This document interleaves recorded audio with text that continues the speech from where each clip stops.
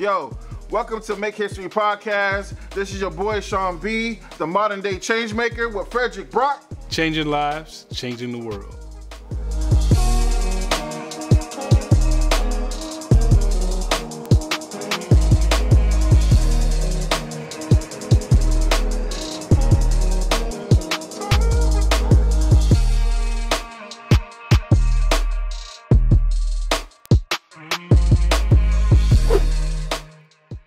Welcome back to Make History Podcast. This is your boy Sean B, and I'm here with Dr. Fedricc Brock. What's the deal, my guy? Hey, what's going on, man? I'm glad to be here. Good to see you, man. Man, I put all those names in there, man. I know I just wanted to put Dr. Brock, but you put it on the bio. You put the whole deal on there. No, it's all good, man. You know, I try to give people more than what they need. For sure. Man, well, I can introduce you, but I like to let the person introduce themselves.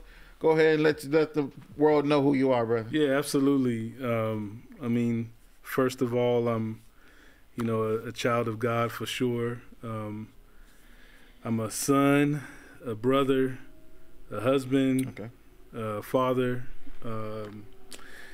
co-lead the Message Church along with my wife, Dr. Candace Brock, and we're excited to be changing lives and changing the world here in the city of San Antonio. Dig. Let them know where the Message Church is. Yeah, the Message Church is at 503 Corliss on the east side. Right off of Martin Luther King and Badger. And we are intentionally on the east side because we want to affect change in that community. It's a community that I grew up in. And so, I feel like my heart is on the east side. Man, let me tell you, it's all about modern day change makers. And everybody that's been on the platform has been something to me in some sort of way. And brother, you've been an inspiration to me from the day I met you. From the day my boy AJ had me meet this guy. Yeah. It's been crazy ever since, man. And I've been blessed ever since to know you, brother. And really talk, like, just in general, man, the way your heart is, how you speak the gospel, brother. And not only that, but just you bless so many people in so many ways, more than you know. And it's all over, man. And it's all over you. And I'm blessed to know you, man, straight up. And I love you from my heart, brother. Man, I love you too. Yeah, I appreciate it. To God be the glory for sure. Man, I wanted to let the people know in general, being on Make History platform is a blessing for me right now because I am in front of an old school Texans dude. Yeah. You know what I'm saying? Everybody knows me as an Eagles fan. Well, we come in Texans, man. You know what I'm saying? We coming together. Yeah. I'm still a big time Texans fan, man. Yeah. So tell me about that transition between for you to be a minister today, like from being in football to being where you are now as far as like ministry. Yeah, so I mean, football is always my development in football and my development in my faith have kind of happened simultaneously. I remember the Christmas day that my grandfather bought my brother and I like this. Is a full pad football set, and my brother was a Cowboys, I was a Chicago Bears. It was in Walter Payton's heyday, and the pads were clearly on the box. It clearly said not to use them to like actually tackle.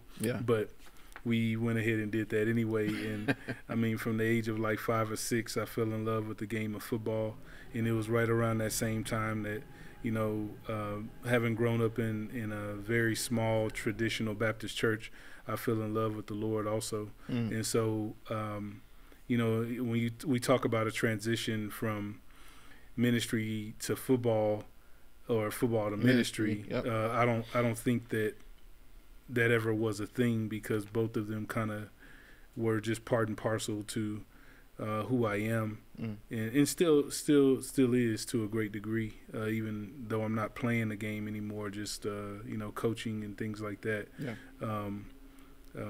Faith in football have been a big thing. So I've been preaching since I was 14. That was right when I started playing organized football as well in middle school, and I was blessed to have the brief professional opportunity with the Houston Texans as a rookie free agent in 2006, but that was short-lived. It was I was cut after about 2.5 months, and after I got cut, I went to another tryout workout with the New York Giants, and I told the Lord that I knew for myself. I just developed a plan where I say, you know what, I'm going to give it a year, and if I don't latch on with the team, if I got cut, I will go to grad school. And so I went to one last tryout with the CFL team that was hosting a tryout in Houston at Rice University, and I was probably arguably in the best shape of my life, and was faster than I had ever been, ran some great times, all of that stuff, and I still didn't get picked up by the team. And so I just kind of took it as God's way of closing that door. And as hard as it was, I had Baylor in my back pocket to go to grad school. So 2007, I went ahead and went to grad school. Nice. Yeah. Man, so all of that transition, man, with schooling and just being in shape, all that time, you were in the hopes of getting picked up, or you just like, hey, this is the path that I'm going to take. And then how did the ministry come in? Yeah. So, when I acknowledged my call to ministry, of course, at 14, there was no going to seminary or anything like that. Right.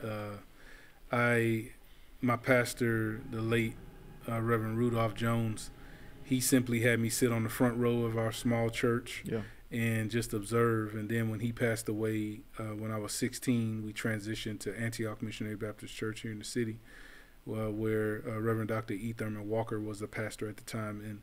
And there I was exposed for the very first time to trained clergy, and Pastor Walker had an earned doctorate from an accredited school. He was very involved in civic and social justice issues here in the city, and so that kind of early framing helped to shape how I understood ministry and what my expectations would be, and just meeting Pastor Walker really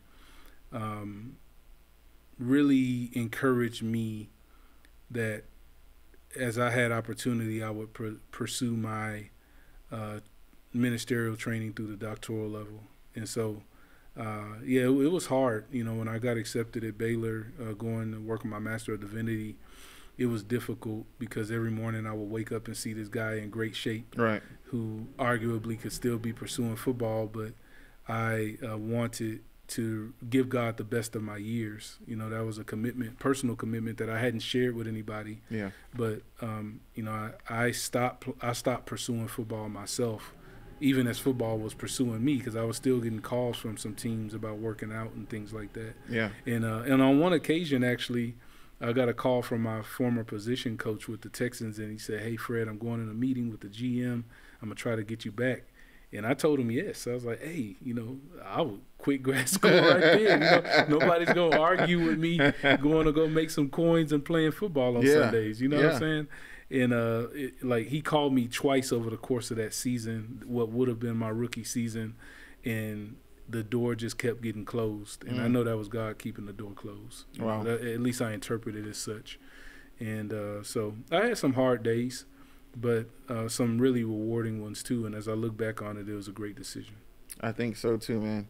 I think that, we all have a season in the way we live and how we live. And I think that sometimes it is those doors that always are, you feel like they're closed, but another one opens, another one opens, another one opens.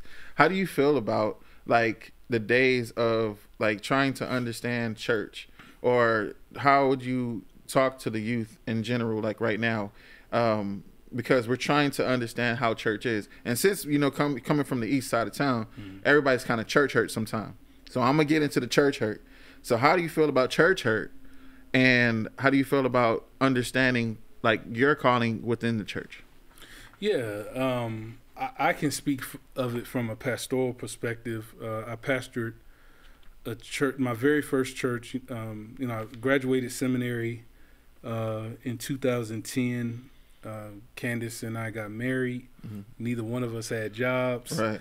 And my first staff position, Dr. Kemp at Antioch brought me on his staff as the youth minister at the church and at Antioch. And I was there for about a year and a half, and I was still putting my resume out to churches. Make a long story short, went up and pastored a church in Michigan. And while I was there, as a pastor, I left there church hurt, left there really injured by that experience. And so when we talk about church hurt, I think a lot of times we talk about like members who have been hurt for one reason or another, and a lot of times legitimately so. I experienced that myself, but I'm grateful that I had enough like people around me.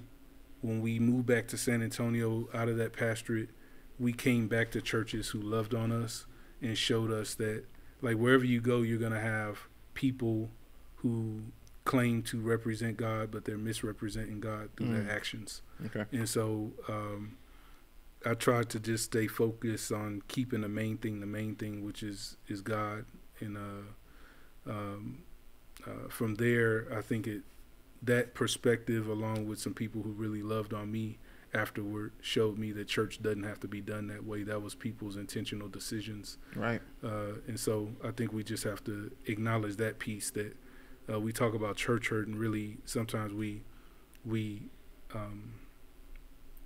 I think because people are representing God, we kind of project that onto God as well and say, well, God hurt me. Why did God allow this? And, those kinds of things. And I know there's a lot of subjectivity when you talk about everybody's circumstances. Right. And so, I dare not make like a generalized statement. I do say that I'll just say in my case, I never gave up on God, and I stayed open to what God would have me to do.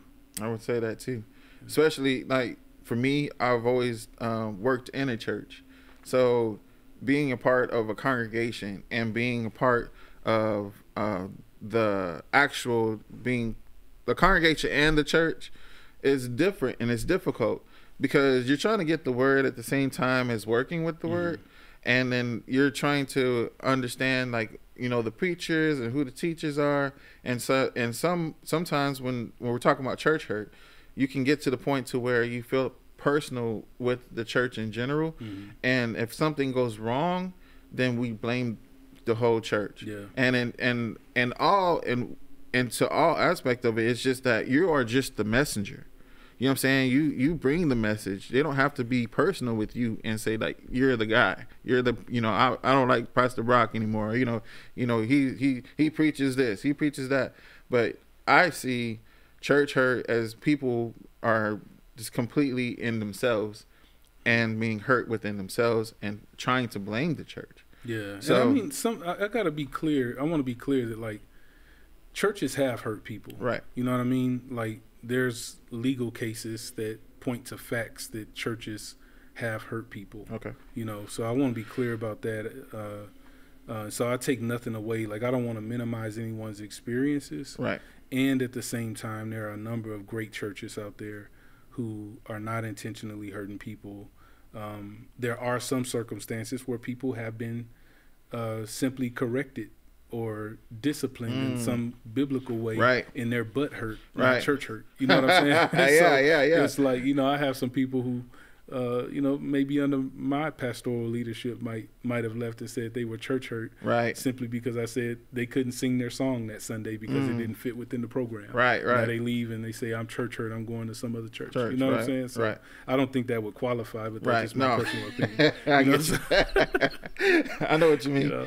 Yeah, no, but that's how it is. I'm glad that you spoke on that, and I'm glad you're able to clear that, because sometimes when we speak to certain people in the ministry, we don't get that clear. We have no clearance of what's going on with that. Yeah, and we're trying to figure that out. Yeah, and I'd say too, like, I think here I am now in my 14th year of like staff ministry, in my 12th year of pastoral ministry. I've been in ministry total 26 years.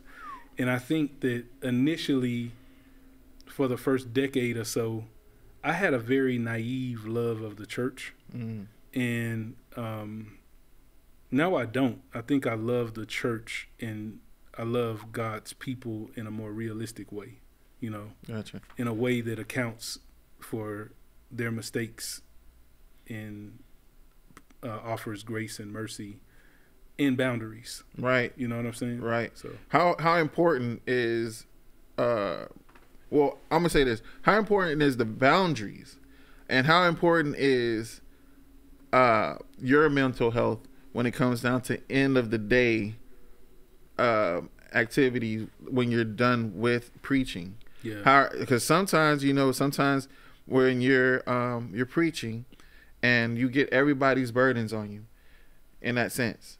What is the best way, or what would be the best way to kind of like what would be the mental health wellness way to take care of that in that general?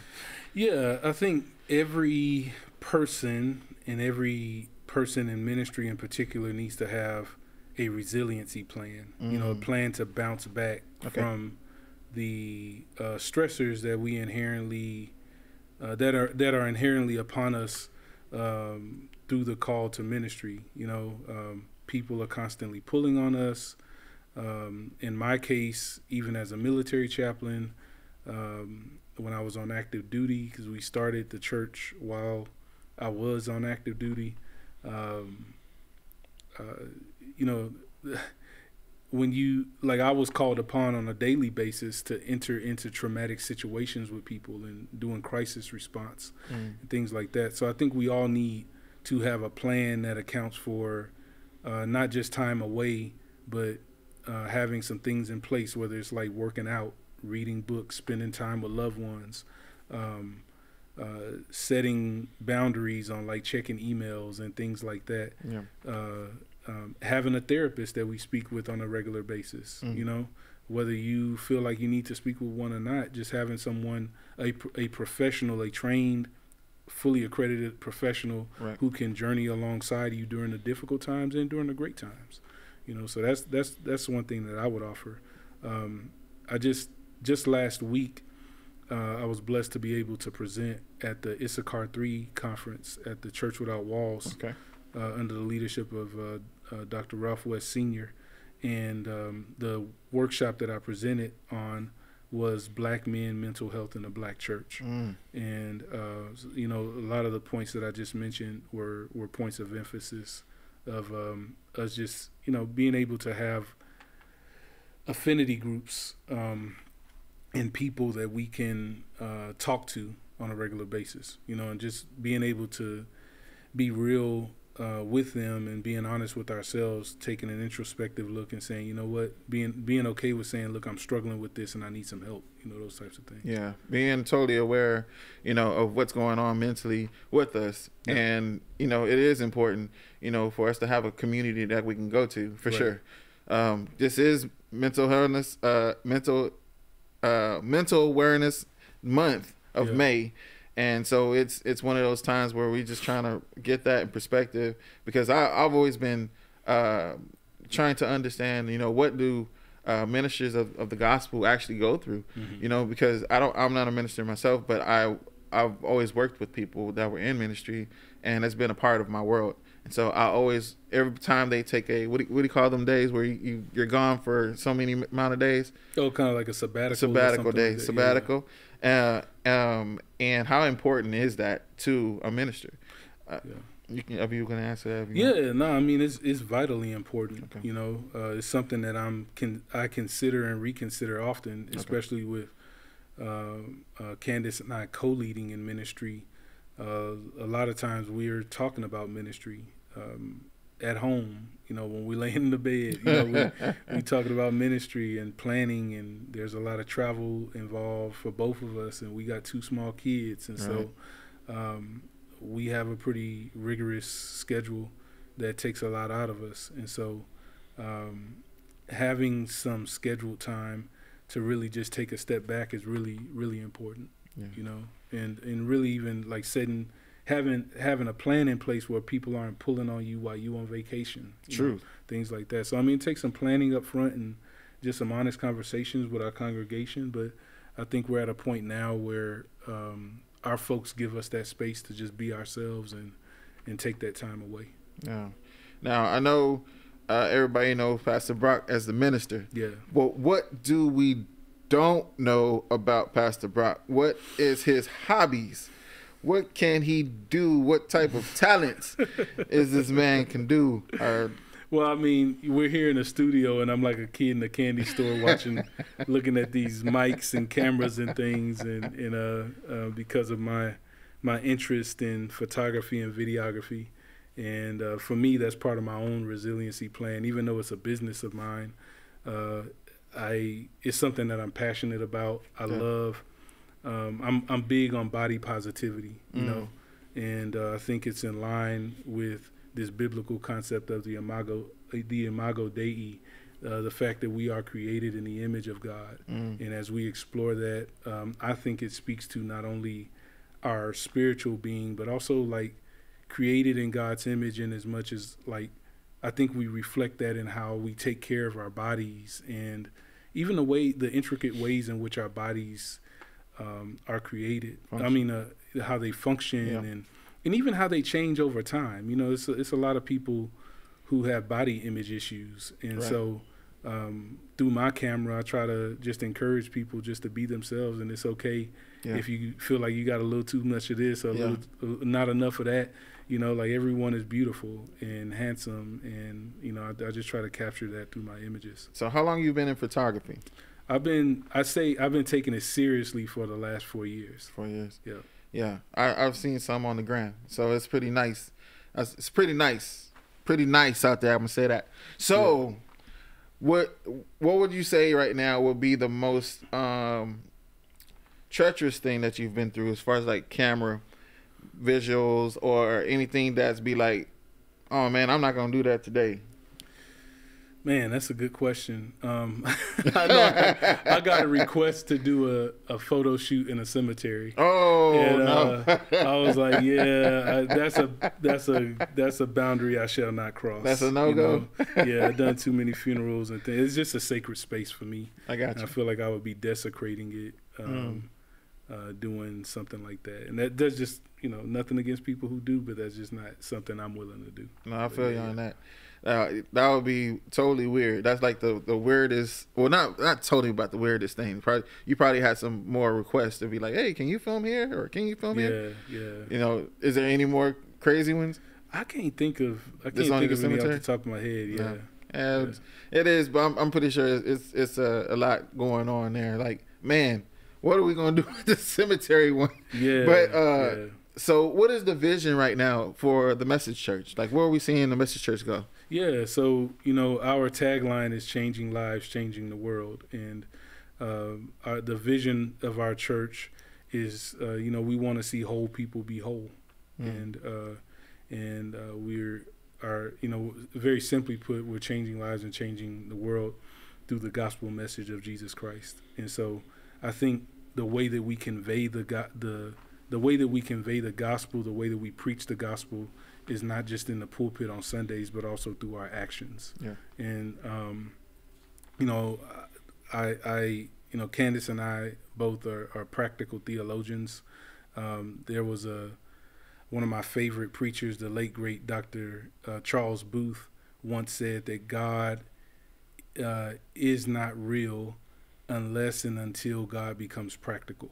And so that's to say that, like, God is not real to people unless people can engage God in practical ways. And so that's really kind of sums up my orientation to ministry, and even the direction that we're taking the Message Church, that we want people to truly experience God, you know, from the parking lot into the sanctuary to when we're doing missionary work representing the church in the community. We want people to experience God through our actions. Nice. Yeah. Nice. And I think that's an awesome way to do it, because if we don't do it for ourselves, then we're probably trying to do it for others. Yeah. You know what I mean? So also too is there what would you say to the next generation that's coming up that would like to be another Pastor Brock? Looking up to you in a sense where it's like, man, I want to be that guy. I want to, I want to have a style. I want to. His swag is crazy. You know what I mean? Like, what would you say to that brother or sister? When as you were formulating the question, this is bad. They tell you not to be formulating your answer while people are talking. Be fully engaged. But so some speech teacher somewhere is probably like, somebody gonna get me. But anyway. My first thought was don't do it,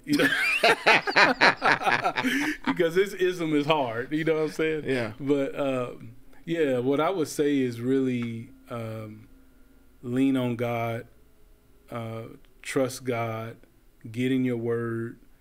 From a very early age, I was memorizing scripture, and it's those scriptures that come back to me during some of the most challenging moments of my life and when I'm journeying through life with people. Yeah. And, I would just simply say what the elders of my church told me growing up, baby, keep your hand in God's hand and everything's going to be all right, It's all right. And it sounds trite, but it's a whole lot of good gospel teaching in that, that if we just keep our hand in God's hand, God will lead us everywhere that God desires for us to go. And that's my interpretation even of the scripture that says, to train up a child in the way that they should go. Yeah. It's about us being so connected to God that God tells us where our children ought to be. Like, God gives us the guidance to lead our children where they should go. And as God's children, God will lead us where God desires for us to go. Truth. Man, I love that. I love that answer. I love how that feels and the way we are teaching our youth. And now there are some youth, and you can even see it in sports where, they're holding hands and they're praying, and that is so inspirational. Watching that on film, whether if it's Steph Curry or whether if it's TJ Stroud, he's doing some things, man. I love watching these young dudes just giving honor in general. Yeah. And it starts with us. You know what I'm saying? We have to be the modern day change makers of putting that message out there, just like we're doing right now. Yeah. Saying that, the gospel is cool. God is cool. It's never been corny. He's always been cool. And we can walk by faith, not by sight. Yeah. So I just, those certain scriptures, they'll keep you together. Is there a certain scripture that's within your heart right now that you want to be able to spread and be able to share? Trust in the Lord with all your heart.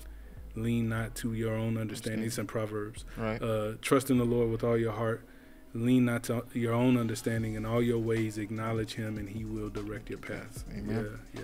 I appreciate that. Well, shout out where they can reach you, how they can see you. We're at The Message SA across all platforms. So The Message SA. We have service on Sundays at 10 a.m., so stop by on the east side of the city and join us. Any social media you want to shout out?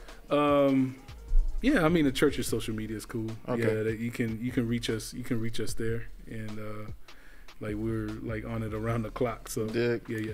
All right. See The Message Church live. They are online as well. Yo, this is another episode of your boy. Yo, we out.